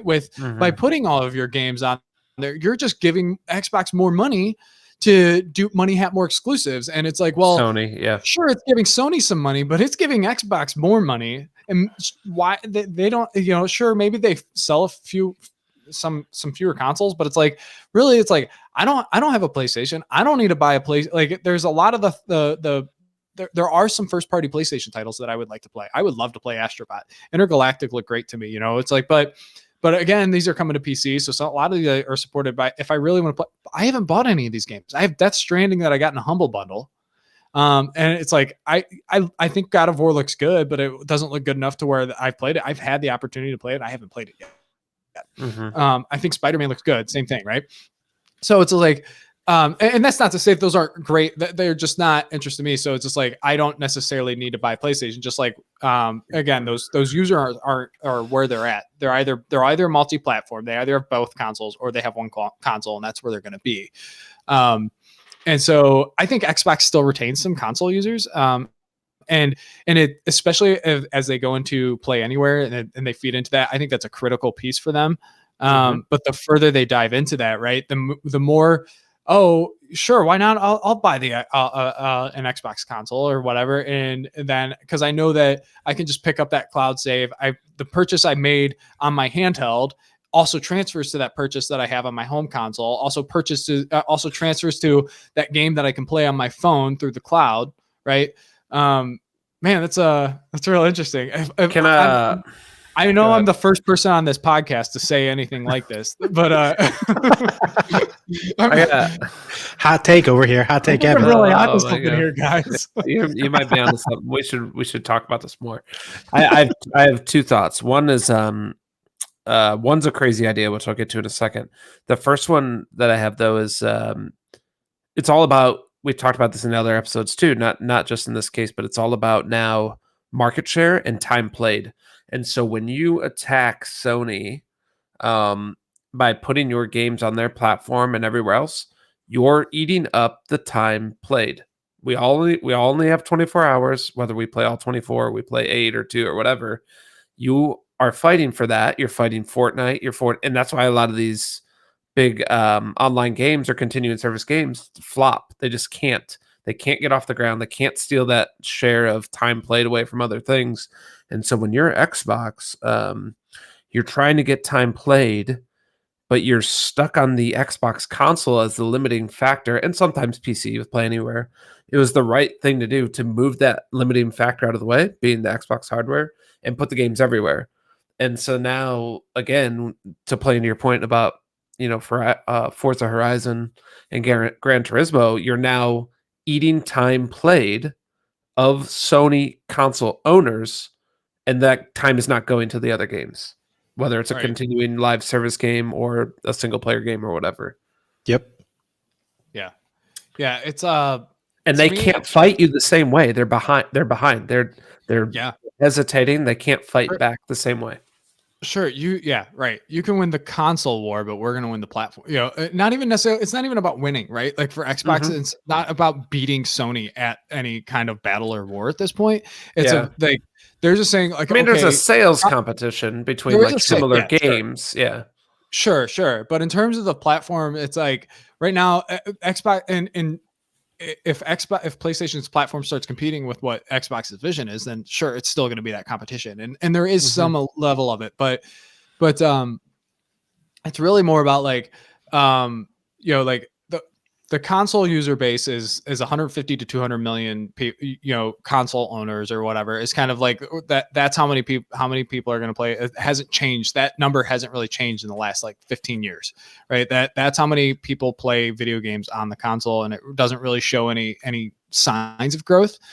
So Xbox kind of sees it like sure, we could maybe go like it, I'm thinking that we can go in these Xbox, we can limit the users to say, okay, you have to buy this Xbox, that there's a cap on that, right? There's a 200 million, let's say a 200 million user cap. Even if we sold 200 million Xboxes, right? That's where we are. Right? That's where we are in the budgets and stuff that you've mentioned and stuff going into these games, these $400-500 million budgets that are starting to go into video games now. You can only sell to 200 million users, but now the more places that you can put this, first off, nobody's ever going to get the 200 million exclusive to their platform, to their console, right? Console users, except for maybe Nintendo, but that's again its own market. But by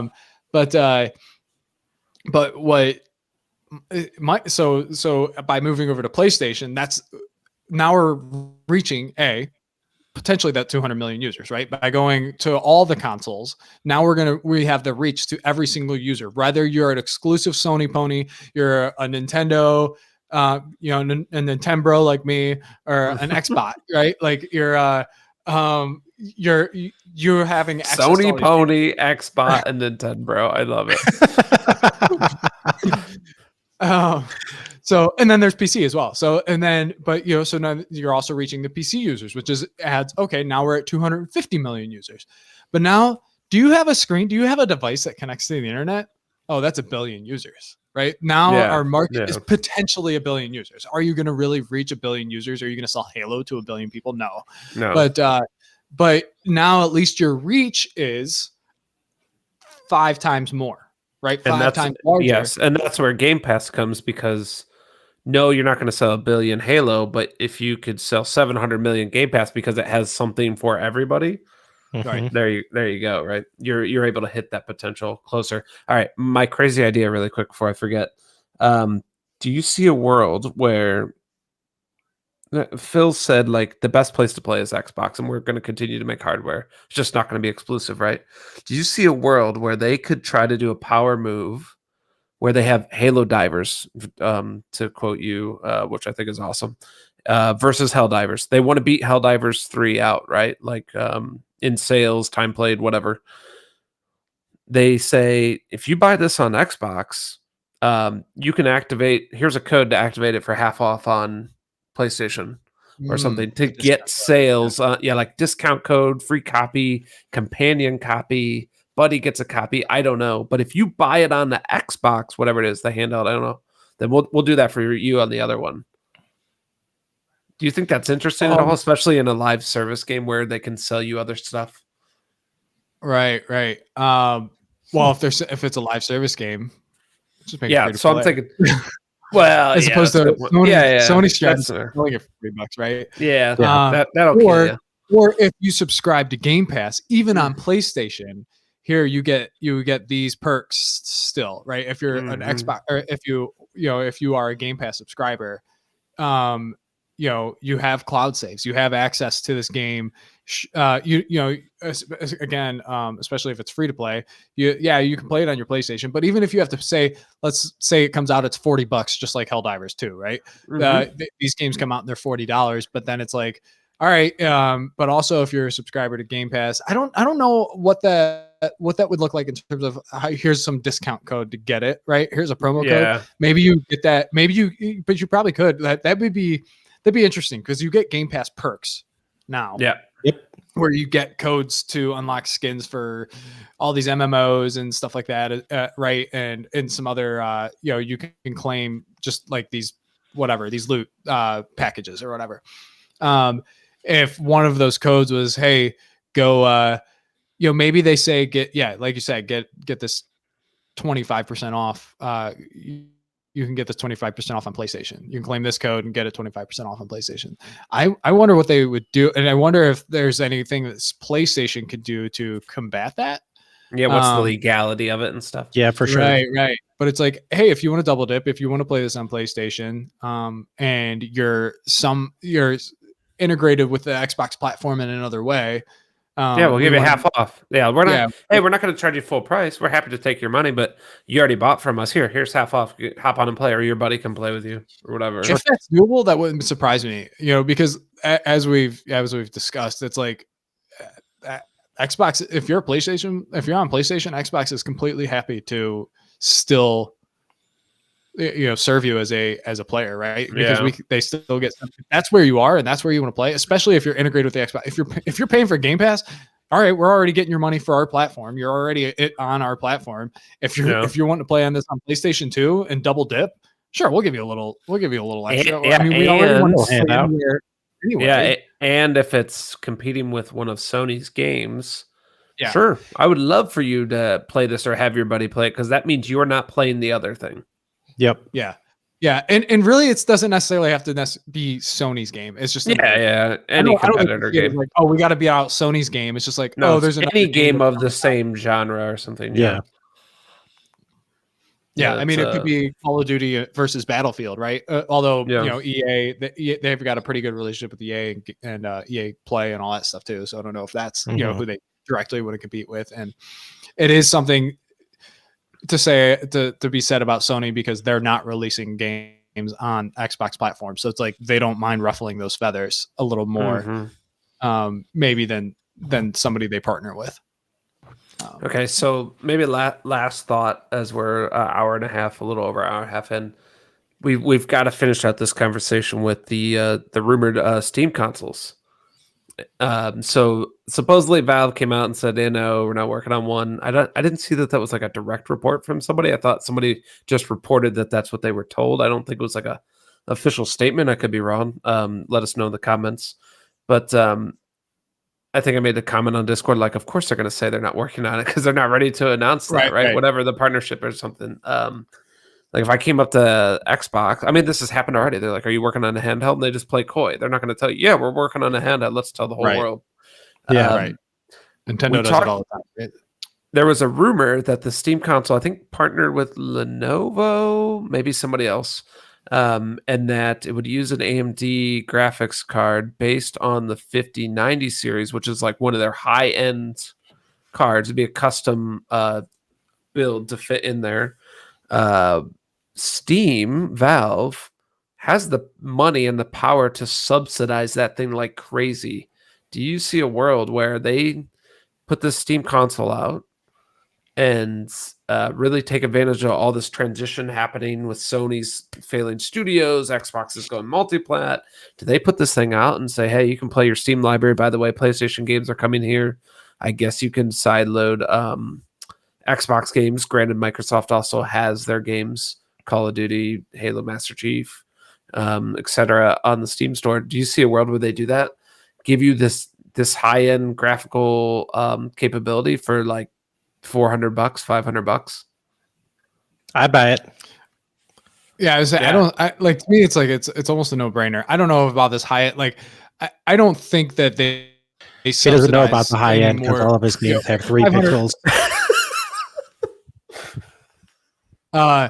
I'm just saying, like, in terms of, like, I don't think they come out with a $500 box that is, or let's say, I don't think they come out with a box for $400 that competes with the PS5 Pro at $600, right? Like, in terms of, it's not going to be some massive, like, disparity. I mean, PlayStation and Xbox have the capacity to subsidize just the same rate that Steam does, in terms of in that. What it has that Steam OS, and you can sideload other launchers and stuff, right? You can go to that desktop mode. One thing I think it's a no-brainer for Steam to do, right? It's just more untapped market for them. And it, as Xbox is like drifted a little bit away from the console as their main driving space, it just kind of gives a little more room for, hey, we can be here too. What I do think that does is, man, that I think that really leans into and makes there leaves no chance that Xbox comes out with their next console and it's only the Xbox storefront on their next console. I think that, and it comes out, and I'm kind of wondering if going forward, Xbox, like, on PC and Xbox on console become one unified store, right? It just becomes one, that they It has to. Right, like, the licensing is one thing I question in terms of the third party games and stuff like that, and what they're able to do. But I think it does, right? Like, I think they find a way to make it happen. Like, this is how we market, and then again, I have the Xbox store, and I can have Steam, and I can have, like, you can sideload these things, and maybe it comes out and it's just like you have to be on, like, how, like, the old Surface RT tablets came out, and the only apps you could get were on the Windows Store. So, Yeah. Maybe that doesn't seem like the strategy Microsoft has. Not even just Xbox, Microsoft as a whole has anymore, right? Is more open. It's just like, whatever. Mhm. We just want, like, our goal is to reach as much as possible, to reach as many consumers as possible. So I think that limits things, and that is counter to it. So I think they would just be an open platform. Yeah. And then what position does that put PlayStation in? Oh, terrible. I want to ask Curtis a quick question real quick, and then we'll go back to the PlayStation bit. Curtis, you said you would buy one of these boxes. Do you use the Xbox storefront now? And when you have, how do you find it on PC? I don't think I even know what that is. If I'm like getting Just like the Xbox app on PC, and you have to install a game, or Oh, yeah, you're not okay. buying a Like, game through that, but sure. Like, how do I access, like, the PC games, yeah, like, Do you like Game even Pass? do you even use it, or do you find it annoying? I find it not as I don't find it annoying, because all I do is just search for Xbox, and pops up the app, and then I can find whatever game I'm trying to find. But I don't find it extremely intuitive to use. But then I also wonder if that's just because I've been using Steam for 15 years and it's not changed at all, right? That's the point I wanted to make. Is like Steam is just such a juggernaut. We've seen big companies try and take it on, and EA with their Origin stuff. I mean, you've got GOG still kind of going. I mean, there's been so many launchers that have just failed, and I think Xbox is only around on the PC because Windows, right? Yeah, And for so sure. I think Evan's point makes perfect sense, that you have to merge these two stores, combined effort, and make it a seamless experience between both. And if back to your Sony point is, man, it puts Sony in a weird spot. If Xbox leaves the console marketplace, essentially, right? They can go anywhere. Steam has always been this other frenemy off to the side. It's been on PC. You play PC games there. I mean, Call of Duty comes on every platform, whatever. And now they're dipping their toes and putting their games on Steam. And then Steam's like, oh yeah, by the way, we're in your house now. We're in your neighborhood. Here's a console. Not only can you play all the Steam stuff, your huge library, these huge discounts. We're going to subsidize this console. It's incredible graphics. It's only $100 less than the PlayStation 5. Oh, and you can play your PlayStation games here too. Like that's And crazy. you can play your PlayStation games. Crazy. So it's like no longer does PlayStation have console exclusives, right? Dude, they get blown out of the water. Their whole market game plan by both Xbox and Steam. Do you think that they would reverse gears and be like, okay, PlayStation titles don't go to Steam anymore? You almost have to. Right. What else do you do? Well, exactly. Well, or you don't, and you sell more games to more people. Yeah, you double down on the Xbox strategy. Sure. Better. You make your PlayStation platform better, and you don't fully rely on console sales as your strategy for your platform. And exclusives, right? Holding games away from more people as your strategy to get people to buy into your platform. You use other features like, I don't know, Game Pass. You lean more into your services that you offer, right? Because like PlayStation Plus exists, but it's not a it's mid. It doesn't compete with Game Pass in terms of value, right? Sure. That it offers. And I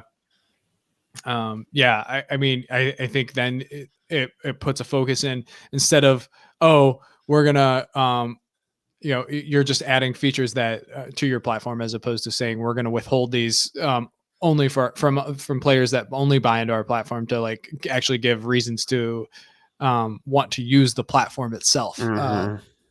Which I could totally see them doing that knee-jerk reaction, though. We've seen them make mistake after mistake before.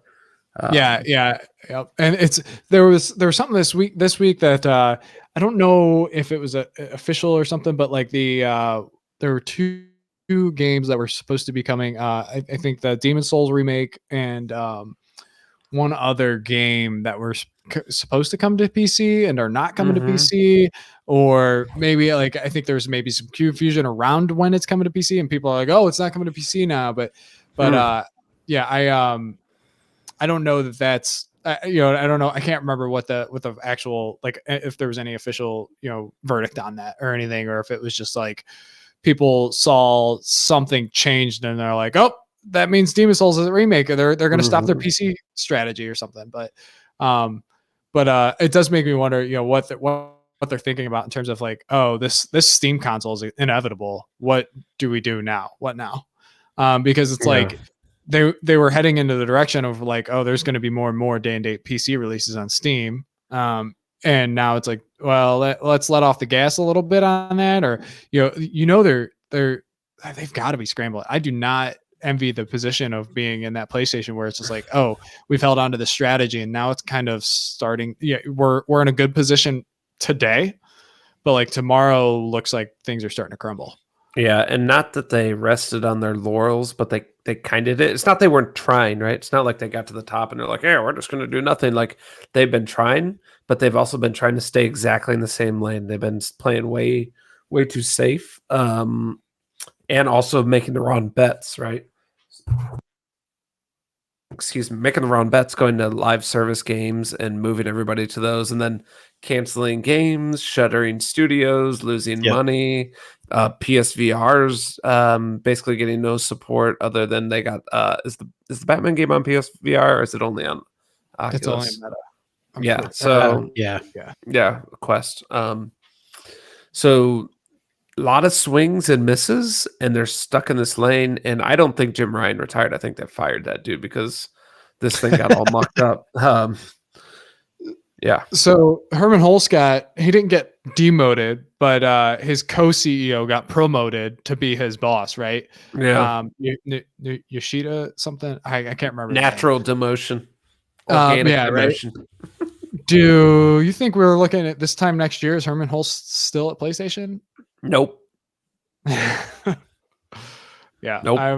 I'm thinking this is quietly like he is gonna, this was the first step, and then I think he's and it's like I don't know how much of this was his, or if it's just like we gotta put this on somebody, and I think it was a lot of his push too. He continued to push from Jim Ryan with Jim, the direction that Jim Ryan set in.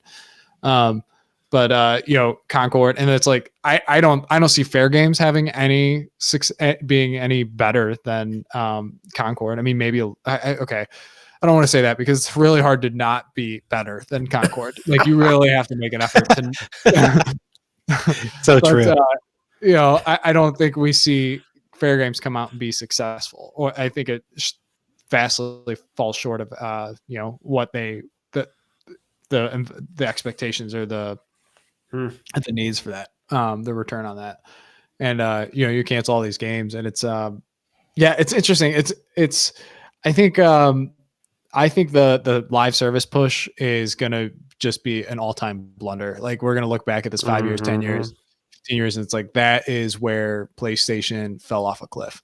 And maybe they turn things around, right? I mean, Nintendo fell off a cliff with Wii U, and 5 years later they're back on top, kind of thing. But I don't think they're gonna disappear, right? Like I am speaking like doom and gloom. I'm just saying, like in the next couple years, barring any like crazy strategy shift, like Act of God, I think the ship for them is pointed the wrong way, right? They've messed up. They're pointed the wrong way. They're headed towards the iceberg, and they're not gonna be able to turn out. It's really interesting because like the topical conversation, right? Like across just the surface conversation is that like, oh, doom and gloom Xbox and PlayStation's on top and stuff, and it's like really I think forward looking, like it's just like, man, I think those roles are flipped, right? Like, and it's not even necessarily again competing with each other. It's just like Xbox is forward thinking. They're heading in the direction that the industry is heading, and PlayStation just kind of cornered themselves a little bit. Yep. So let's say the Steam console does come out, and again, I keep saying subsidize the price because they have to enter the market. They failed to do that before with their Steam machines. Granted, they didn't have a whole OS; they just had big picture mode, but they have to be able to enter the market, penetrate the market, and say like, "Hey, here's a reason to buy our thing." Yeah. It's basically the best, and it's cheaper. If all these come out, so we got Switch 2, Steam console, Xbox, we don't know. Maybe a handheld, maybe whatever the next generation hardware is, and a PS5, PS6. Which one are you guys owning? What is your preferred out of all of them? You could have 2, 3, all of them, one of them, none of them. What's your preferred? I'd be doing the Steam box. I don't know, whatever they call it, the Steam box and the Xbox. Wait, can the Xbox play the Steam? That's a great question, and I don't know, because I think while they're both like, hey, let's be open, and I think Xbox would have a thing where you could sideload Steam. They're not gonna like set it up for you, and I think Steam would be the same way. Like Steam Deck, they're not gonna set it up for you, but you could. Right. It's open. We support that. They are direct competition with each other with the Steam Stormfront and Game Pass, so I don't think those will ever play nice out of the box. You don't think? I mean, do you think they're direct? I mean, are they in direct competition the same way that like Xbox and PlayStation are? Like, I mean, Steam is on Windows. Steam is on Microsoft.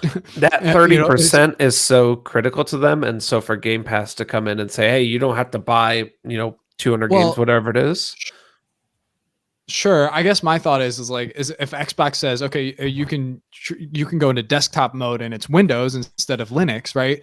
It's Windows, and you can go into desktop mode and download Steam, and they're selling Game Pass. So it's like, all right, if I have Steam, I can't download natively. I can't play Game Pass games natively on Steam Deck. There's not really a good way to do that right now, and I don't really see that happening on a Steam box, right? Which, first off, their first attempt at the Steam box was third party, right? And I think they come out with a first party Blueprint box, right? Whether maybe again, Lenovo, third parties come in and build their own boxes, but I think the approach and the timing is a lot different than it was when they first attempted to come into that market.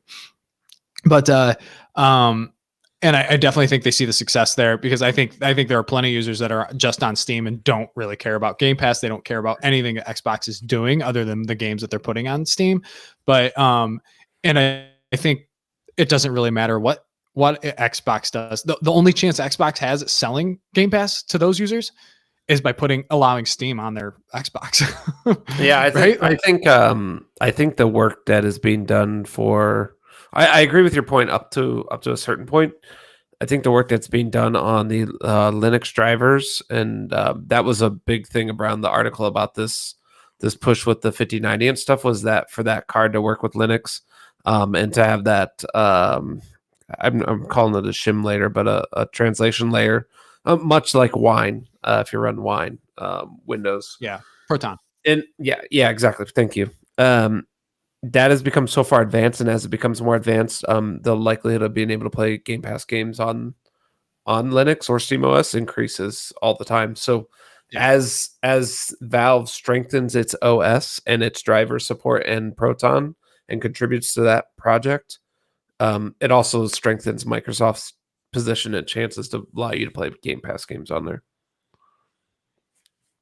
Yeah, I think by 2030, I'm looking at a way where, or I'm looking at there will be options for, again, there's going to be the Nintendo hybrid, and then there's going to be there are going to be at least some handheld options where I can play my Steam library and Game Pass on the same device pretty easily. So to me, even if that's not the Xbox and it's not this the Steam Deck, I mean, the Asus ROG Ally already does that. Lenovo Legion Go already does that. That's probably where I am. I'm probably in a spot where I can play, as long, I would say as long as Game Pass continues to be the value that it is, and I don't know, vain or whatever it is. I like I've built my gamer score. I'm attached to my Xbox. That's what Curtis is too. Yeah. And it's just man. like it's only like 23,000 or something is my gamer score, but it's like I currently have like 120 something thousand Microsoft rewards points. So I'm like, whatever. There's maybe your real answer is whatever Microsoft storefront, whatever wherever your account is, yeah. Whatever their storefront is selling is where I'm going to be, because I'll have $150 to put toward that device right out of the gate, off the Microsoft store with rewards points. So it's like I'll have $150 off of that device compared to any other option. So you're looking at dual wielding mobile/hybrid devices to play your Game Pass and your Nintendo library, and then Steam is maybe a bonus to you. Yeah, and I have over 300 games on Steam, and wish list or in your library. Yeah, in my library I have 300 games. On my wish list I have over 500 games. So when will that balance shift? When will they cross? Never. I want to be there for the eclipse.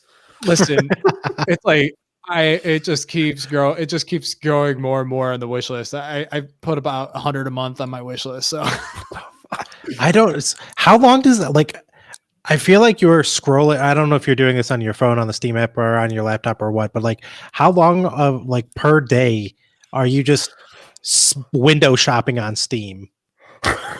Yeah, so it's more like YouTube videos that I'll watch. It'll be like, and now YouTube, my feed from YouTube is more and more, right? The more I watch these, more they feed me, right? Sure. Of like, I posted like basically the satire tagline, or YouTube title, video title on our Discord yesterday of like, I'm hooked on the 10 indie games that you'll regret not playing sooner videos, and like I continuously, and now like outrageous. I'm starting to like I'll click on a video, and like 20 seconds in, I'm like, this is AI. This is an AI video. Well, I guess I'm gonna watch it anyway. And because it's still showing me indie games. It's like Nintendo hates this one weird trick. Right. Yeah, exactly.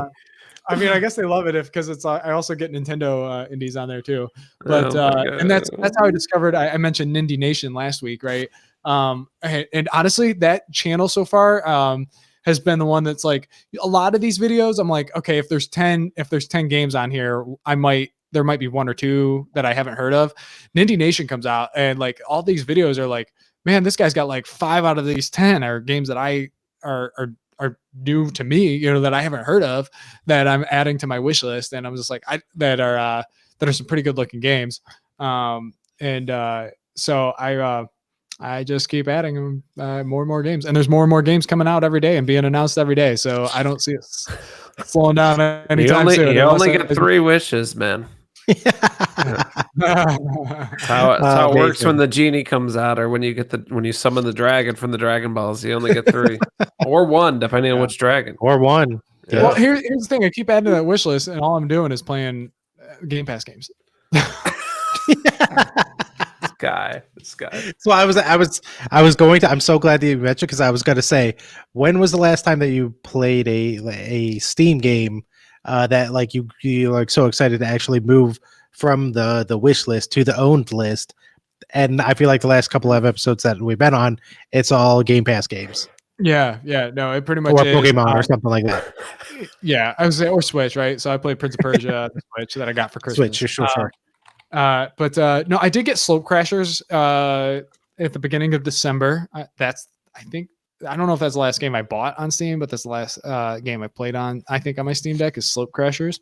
But no, occasionally, but I still haven't played any recent AAA game on my Steam Deck. I mean, I'm pretty sure the most recent AAA game I've played on my Steam Deck is Portal 2.